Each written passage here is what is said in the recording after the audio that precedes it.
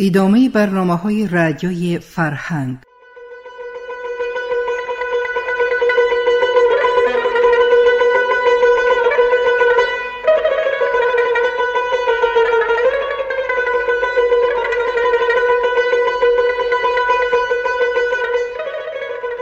به افتخار 100 سالگی نویسنده خلقی تاجیکستان ساتیم اولوغزاده. السلام علیکم شنونده های ارجمند. با توجه شما گفتار ادبی از سلسله خوانش بدیعی، رمانی استاد ساتیم اولوغزاده فردوسی در قرائت عبدالرشید خوجمقلوف. گفتار 32.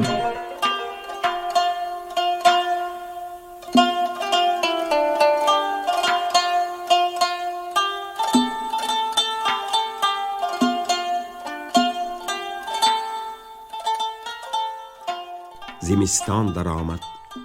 زمین را سراسر لحافی سفیدی برف پوشاند. در مابین خانه خنک صندلی شناندند. شاعر در آن نشسته ساعتها غرقی فکر و خیال می شد، یا در هجو نامش ملاحظه کرده بیت از آن کم می نمود، یا بیتی نوی بران می افزود، یا که یوسف و زلیخا را به دست گرفته و تصحیح و تکمیل آن مشغول می گردید. از شاهنامه دل سرد شده بود، به آن نگاه کردنش نمی آمد. به خواندن کتاب‌های دیگر نیز حوصله‌اش نمانده بود. روزها گاهی آفتاب در پسی تومن‌ها ناپدید و هوا تیره می گردید. در این گونه روزها شاعر مخصوصاً دلتنگ می شد، چون باز آفتاب تابان شده برفها را آب می کرد و از لبی بام چک چک قطره می چکید. این هم به طور عصبی او زخمه می زد. چرا فردوسی از سلطان بخشایش نمی خواهند؟ به وی توبه نامه‌ای نمی فرستند؟ اگر منظومه متضمن توبه می فرستادند، شک نیست که سلطان گناهشان را می بخشید. همین طور می گفت جوهری زرگر شاعر به اسماعیل صحاف. اسماعیل از اخلاص و احترام خاص جوهری نسبت به فردوسی آگاه بوده و او را همچون شخص معتمد و معتبر می شناخت. از این رو پنهان نشینی دهکده بودن فردوسی را به او گفته بود، ولی در کجا بودنی آن دهکده را پنهان می داشت. جوهری به حال فردوسی بسیار دلش می سوخت و از غایت دلسوزی حتی می گریست. قصیدگوی هراتی 2 بار به قصیده هایش از سلطان عطاها گرفته صدقاً دوست دارنده و پرستنده وی شده بود. به آوازه بخشایندگی و دادگری سلطان محمود، آوازه‌ای که مداحان و دیگر چاپلوسانی دربار سلطان پهن می کردند، باور داشت. وی از اسماعیل التماس کرد که یک بار او را به نزد فردوسی برد.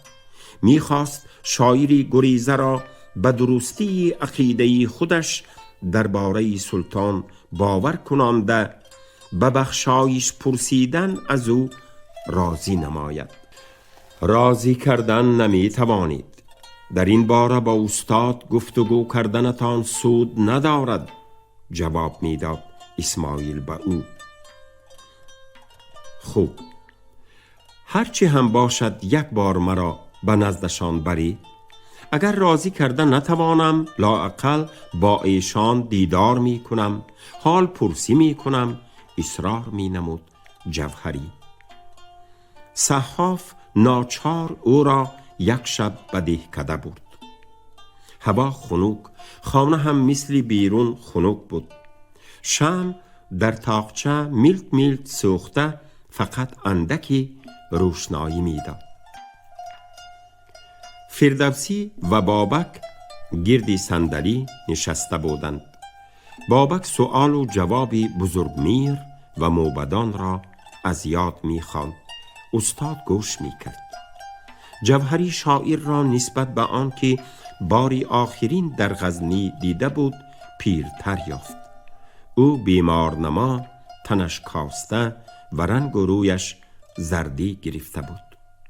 خانه نیم تاریکی تنگ و حقیر با پلاسی کهنه، با صندلی پستکی برویش کرپه‌ای چرکین پوشانده شده، تراشه‌ای چند در پیش آتشدان، منزلی درویشان یا حجره‌ای طالب علمی قشاقی را به خاطر می آورد. گواهی بیچارگی و غریبی رحمانگیزی. فردوسی با کمداری پیرانه و پیشوازی مهمانانش برخاست. جوهری او را آغوش کرده فیخ فیخ گریست. او به حالی شاعری جفاکش که به ناچاری در این کنج عزلت پنهان شده است می گریست. آمدگان به دو قاداق خالی صندلی نشستند. فردوسی عذر خواست که مهمانان گرامی را بجز یک کاسه شربت انگور با هیچ چیز ضیافت کرده نمی تواند. چی جای عذر گفتن است استاد؟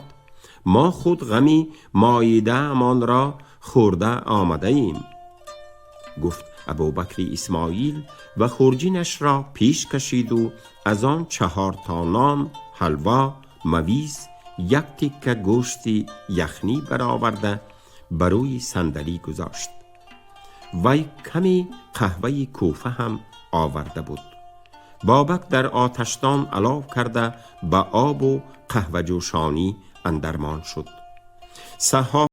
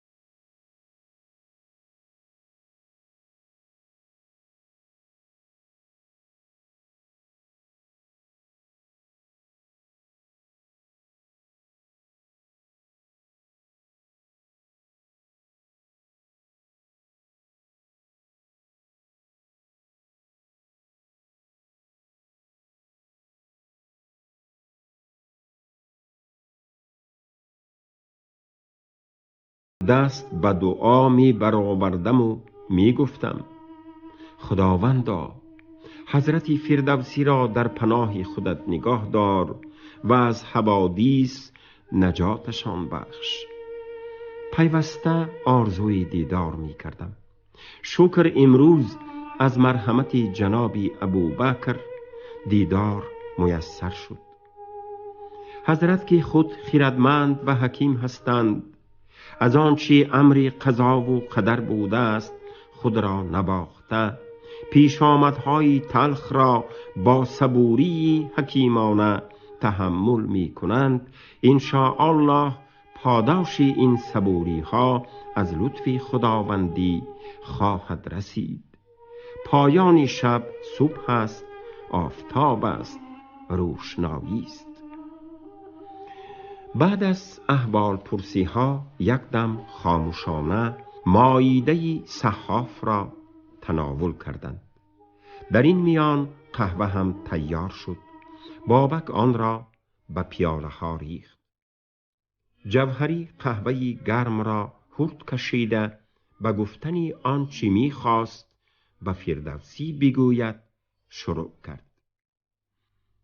حضرت: امروزها بنده یک چیز اندیشیدم، اجازه فرمایند به طریق مصلحت عرض کنم. در این مشکل که شما را پیش آمده است چاره چیست؟ صلاح کار کدام است؟ آیا نه آن است که از سلطان بخشایش خواسته شود؟ سری خم را شمشیر نمی برد. اگر حضرت قصیده متضمن عذر و توبه انشا کنند و به درگاه عالی بفرستند چی شود؟ باشد که سلطان آنچه را که از جانب شما گناه دانسته‌ام عفو فرمایند. بنده به امید باشد که گفتم، ولی دلم گواهی می دهد که عفو گناه البته صادر خواهد شد. در مشکل شما همین را مصلحت می بینم، اگرچه به خردمند و حکیم همچو شما مصلحت دادنی بنده گستاخی و بی‌ادبی است.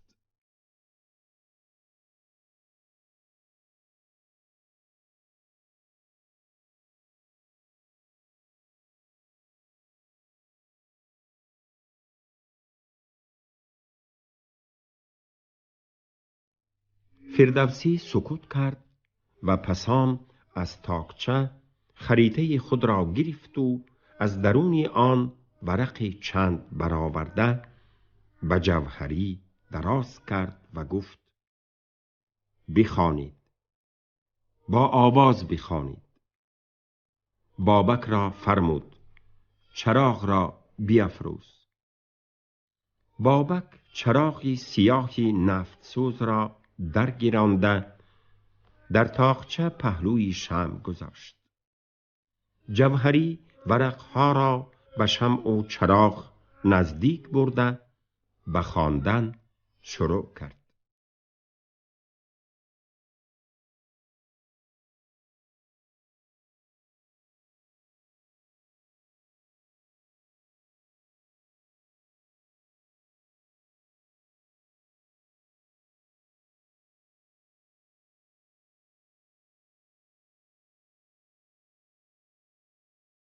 گفتار در هجو سلطان محمود.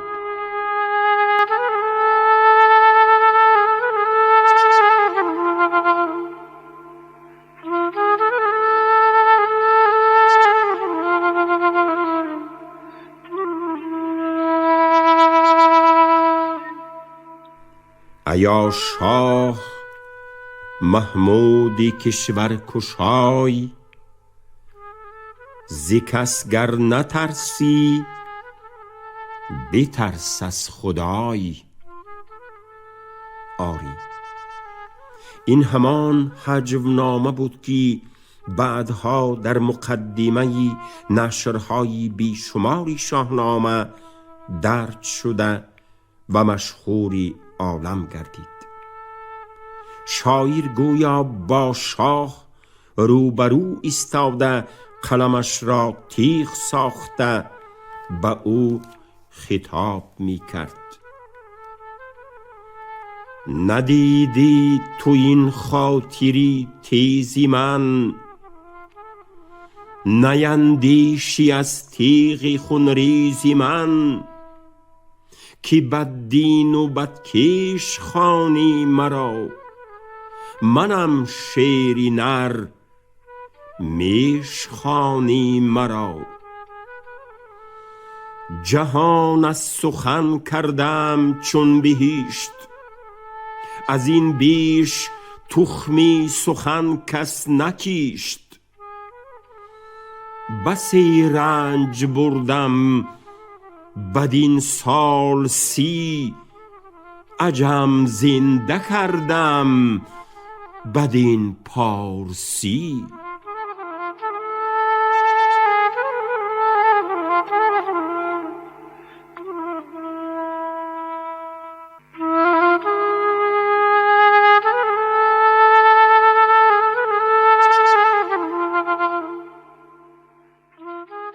جوهری وقتی که به این بیت بدانش نبود شاه را دستگاه، وگرنه مرا برنشاندی بگاه. رسید در چهرهش و آوازش آثاری یک نوع ترس و بیم ظاهر گشت.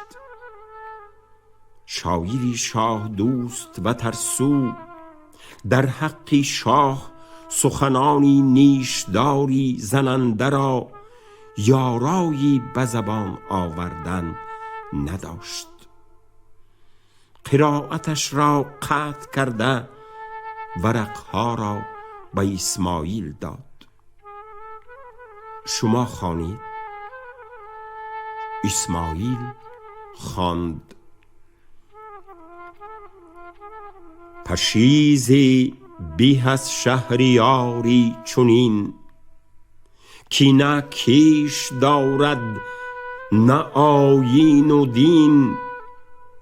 پرستار زاده نیاید بکار، اگر چند دارد پدر شهریار. سری ناسزایان برافراشتن، وزیشان امیدی بهی داشتن. سری رشته خویش گم کردن است، بجای بندرون مار پروردن است. درختی که تلخ است وی را سریشت، گرش در نشانی به باغی بهشت. ور از جوی خلدش به هنگام آب، به بیخنگوبین ریزی و شهدی ناب. سرانجام گوهر به کار آورد، همان میوه‌ی تلخ بار آورد. به عنبر فروشان اگر بگذری، شود جامه تو همه عنبری. وگر تو شوی نزدی انگیشتگر، از او جز سیاهی نیابی دیگر.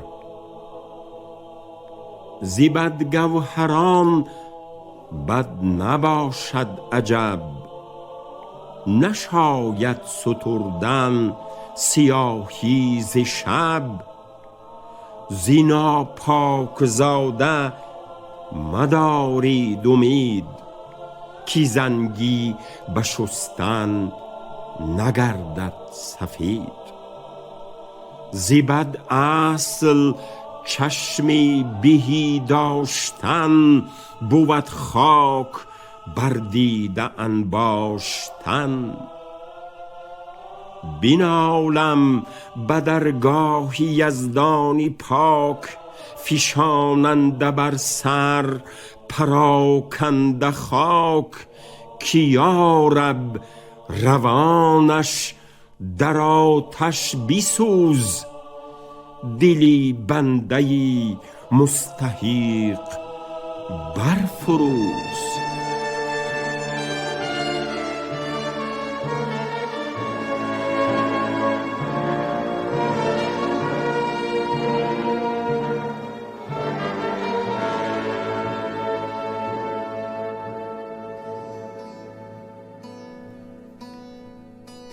فردوسی به جوهری گفت: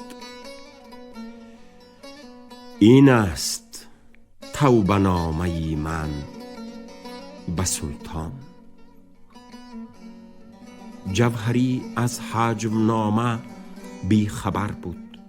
زبانش لال گشت، سکوت کرد. با چنین ناترسی و آشکارگویی و با چنین تندی و تلخی، سلطان را عیبدار کردنی فردوسی او را به حیرت افکند و ترساند. قهوه‌تان خنک شد، نوشید. گفت بوی اسماعیل. جوهری قهوه را نوشید و پیاله خالی را روی صندلی گذاشته، نهایت باز به زبان آمد. بله، گفت او، پس از این هجونامه در واقع چی جایی عذر و توبه؟ این شبیه اعلان جنگ است.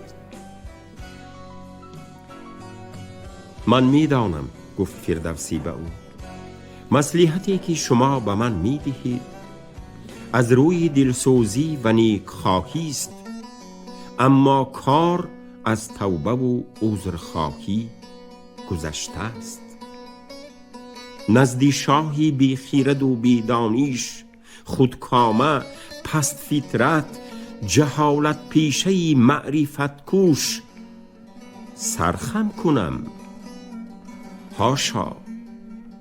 وی شدادی زمان است که هزاران مردمی بی گناه را با تهمتی قرمطی بودن بی رحمانه می کوشد. پیوسته به کشورهای نزدیک و دور تاخته این بددین با نام دین مردم کشی و غارتگری می کند.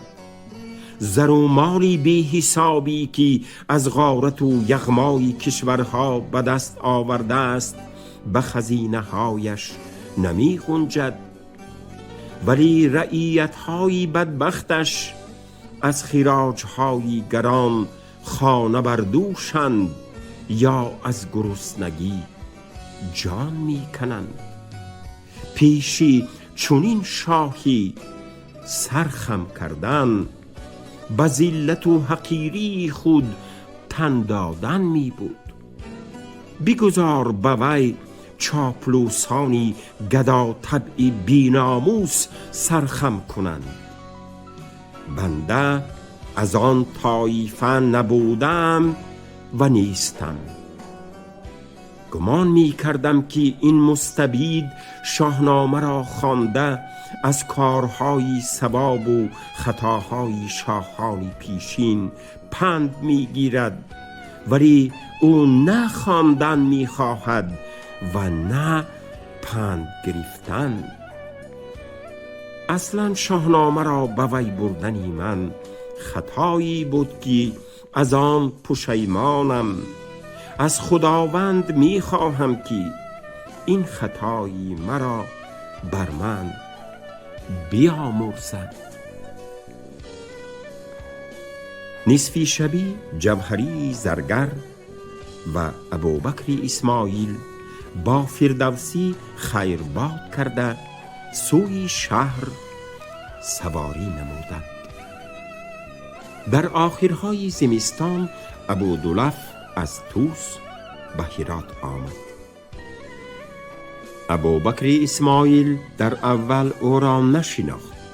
راوی در راهی دراز از خنکی ها و شمال های دشت و بیابان خیلی عذاب کشیده، لاغر شده، چهرهش رنگی سیاه تاب گرفته و آژینگ های میده برآورده، نیمی هر دو بری رویش را ریشی انبوهی جنگیله پوشانده بود، ولی خود سالم و بردم می نمود. بعد از سلام و علیک نخستین پرسش او درباره فردوسی بود. اسماعیل او را آسوده کرد که استاد شکر صحت سلامتند. صحاف از خبرهای طوس جویا شد و پرسید که او ابودلف با استاد چی خبری خوش آورد. راوی با اندوه گفت دریغا که هیچ یک خبری خوش نیاوردم.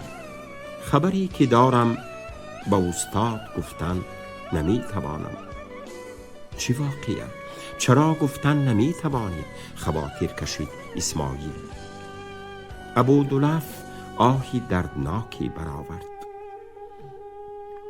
استاد را مادرشان برای درد و علمها زاییده بودند مگر آن همه مصیبت ها که استاد کشیدند و می کشند کم بوده است که باز یک مصیبتی طاقت شکن همچو یک قاتل و راهزنی بی مروت به قصد ایشان در کمین بوده است.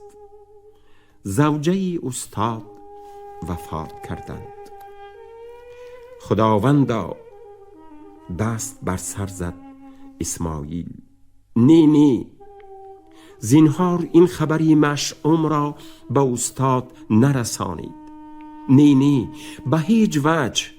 گویید که سلامتی خاطر جمعی است. مصلحت آمیزی دروغ در همین گونه مورید است. البته پریشان خاطرانه گفت ابودلف. وی شامگاه از پکی سوی دهکده روان شد. بجای اینکه از خبری سلامتی استادش و از ملاقاتی در پیش ایستاده با وی شاد باشد، ناشاد و ملول بود. در نیم تاریکی، پسان در تاریکی، مابین باغات و کشتزاران خالی و دشت آهسته اسب میراند و روزهای بیماری فاطمه بانو و وفات او را به یاد می آورد. در طوس و یک چند بار به عیادت بانوی بیمار رفته بود. یک بیگاه احوال بانو بد شد. ابودلف نیز در سری بالین او حاضر بود.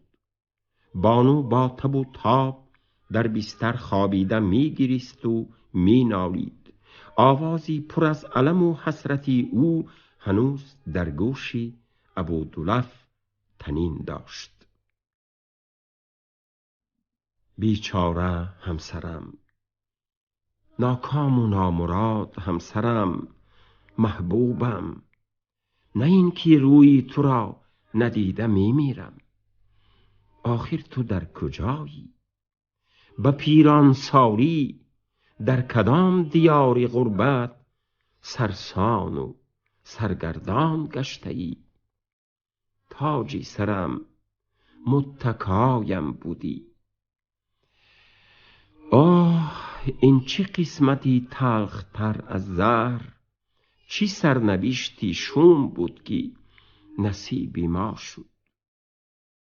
ای وای، اگر تو در غربت فوتیده باشی، اینک من به پیشی تو می شتابم.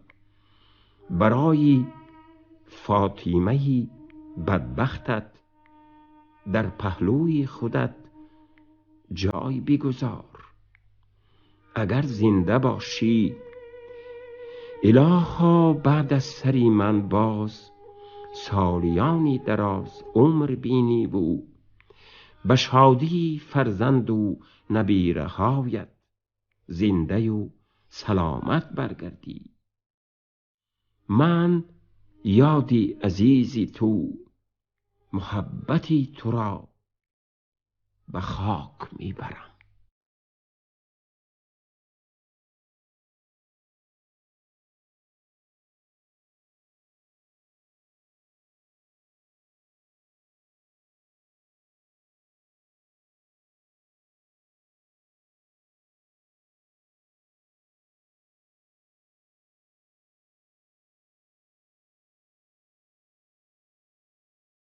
شما گفتار 32 را از روی رمن استاد ساتیم اولوغزاده فردوسی در قرائت عبدالرشید خوجمقلوف شنیدید. کارگردان شیرعلی نغزلی. انجام گفتار ادبی از سلسله خوانش بدیعی.